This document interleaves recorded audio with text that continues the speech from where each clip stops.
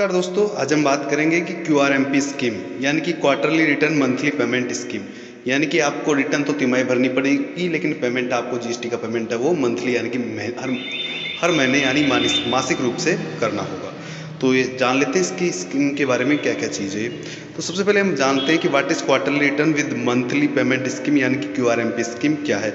इसके अंदर आपको क्या है कि जो GSTR 1 है और GSTR 3 भी है, जो कि क्वार्टरली बेसिस पे भर सकते हो आप, लेकिन आपको पेमेंट है वो क्या करना पड़ेगा, मंथली करना पड़ेगा।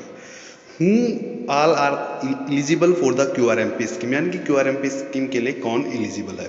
तो वो एलिजिबल है जिनका टर्नओवर 5 करोड़ रुपए तक का है, या तो करंट फाइनेंशियल में या पिछले फाइनेंशियल ईयर में, दोनों में 5 करोड़ तक का टर्नओवर होना आवश्यक है। किस पे? एक पैन पे। बात आगे समझ। चलिए नेक्स्ट चलते हैं। Is the QRMP scheme available to every taxpayer? जी बिल्कुल नहीं है। जो GSTR 1 और GSTR 3 भी भरते हैं उन्हीं के लिए क्यूआरएमपी स्कीम है, यानी कि कंपोजिशन वालों के लिए नहीं है, या फिर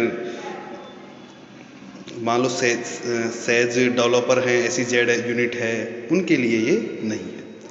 अब अगला क्वेश्चन है कि क्या क्या प्री कंडीशन होनी चाहिए क्यूआरएमपी स्कीम ऑप्ट करने के लिए।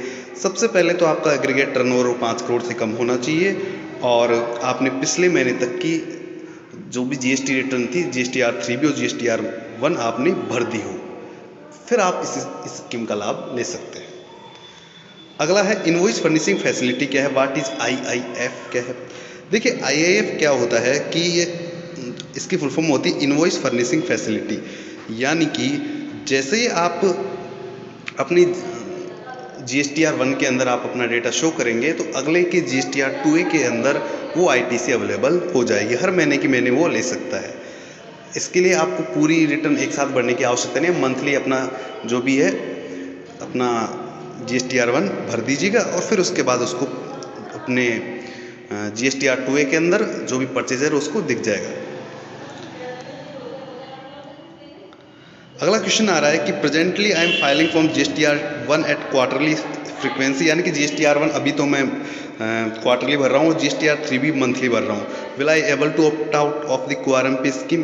क्या मैं ऑप्ट आउट कर सकता हूँ स्कीम से? देखिएगा आपको क्या है कि GSTR 1 और GSTR 3 भी दोनों मंथली भरनी पड़ेगी, ऐसे अलग अलग आप नहीं कर सकते हैं।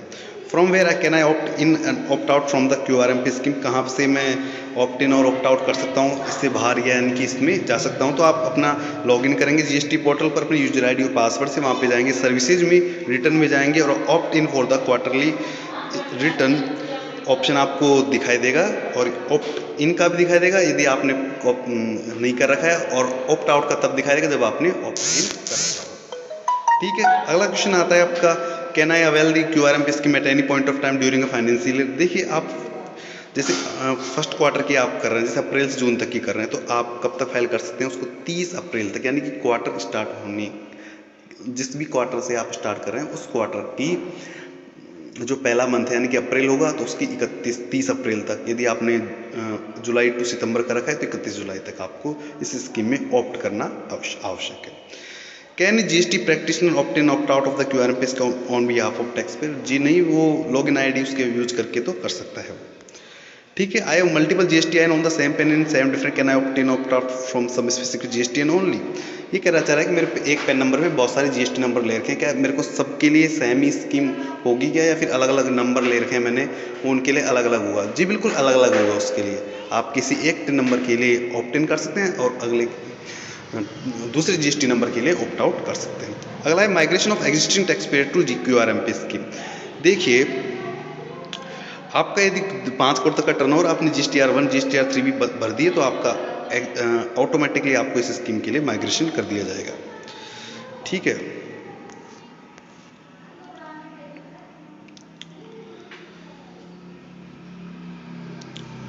अगला क्वेश्चन आ रहा है, can I change and save my profile for 2 consecutive quarter in year? यानी कि मैं 2 लगातार वर्षों के लिए अपनी जो स्कीम है उसको चेंज कर सकता हूँ? बिल्कुल आप चेंज नहीं कर सकते।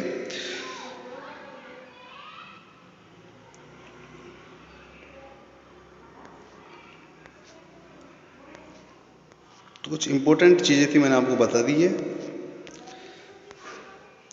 तो दोस्तों अब हम आपको बताएंगे कि आप कैसे इसको ऑनलाइन कर सकते हैं इस स्कीम को ऑप्ट इन या ऑप्ट आउट करने के लिए। ठीक है दोस्तों।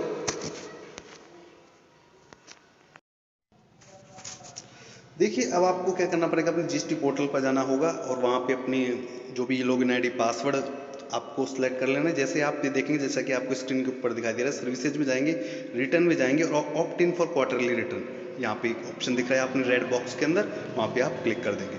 जैसे ही आप ये क्लिक करेंगे आपको दो ऑप्शन दिखाई देंगे, फाइनेंशियल ईयर और सर्च का ऑप्शन। तो जो भी आप फाइनेंशियल ईयर के लिए आप सिलेक्ट करना चाह रहे हैं वहाँ पे सर्च कर डाल दीजिए और इसको सर्च कर दीजिएगा। ठीक है। जैसे आप यहाँ पे सर्च करेंगे आपके सामने कुछ इस तरह के ऑप्शन दिखाई देंगे, कौन से क्वार्टर से आप इस स्कीम को ऑप्ट करना चाहते हैं। जैसे तो आपने लास्ट क्वार्टर के लिए कर रहे हैं अभी 2021 के लिए, जनवरी 2021 के लिए, तो यहाँ पे दो ऑप्शन आ रहे हैं, मंथली या क्वार्टरली। तो आप यहाँ पे आपने क्वार्टरली ऑप्ट कर लिया, यहाँ पे आप सेव बटन पर क्लिक कर दीजिएगा।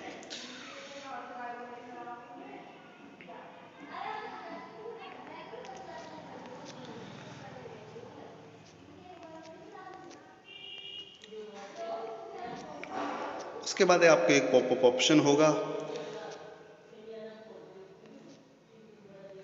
फिर एक ओके बटन आपसे पूछा जाएगा, तो आप यहाँ पे कंफर्मेशन करके ओके कर दीजिएगा।